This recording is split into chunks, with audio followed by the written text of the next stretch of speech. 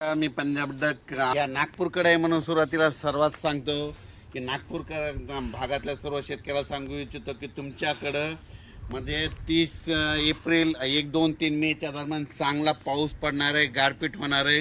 म्हणून तुम्ही तुमच्या पिकाची काळजी घ्या, कारण की 30 एप्रिल 1, 2 मे 1, 2, 3च्या दरम्यान तुमच्या नागपूर भागामध्ये पूर्व विदर्भामध्ये चांगला गारपिटीसह वादळीसह पाऊस पडणार आहे। म्हणून तुम्ही हा अंदाज लक्षात घ्या। आणि सांगायचं झालं तर 23, 24, 25 दरम्यान सातारा सांगली तसेच नंतर कोल्हापूर राधानगरी या भागामध्ये आणि 23, 24, 25 तारखेपर्यंत तिकडल्या भागामध्ये 2-3 जिल्ह्यामध्ये पाऊस पडणार आहे, म्हणून हा अंदाज लक्षात घ्यायचा।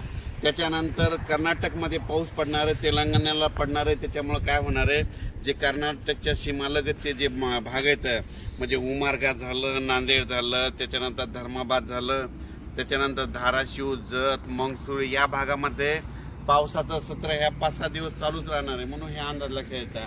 त्याच्यानंतर राज्यातल्या सर्व शेतकऱ्याला सांगू इच्छितो, ज्यांचा कांदा असेल, ज्यांच्या वीटभट्ट्या असतील, ज्यांचा गहू असेल, तुम्ही काय करा 30 तारखेपर्यंत तयारी ठेवा, कारण की राज्यामध्ये 1 मे पासून राज्यात वातावरण खराब होणार आहे, म्हणून हा अंदाज लक्षात घ्यायचा।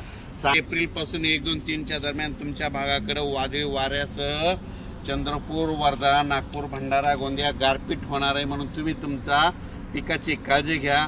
अचानक वातावरणात बदल झाला तर लगेच उद्या मेसेज दिला जाईल। धन्यवाद।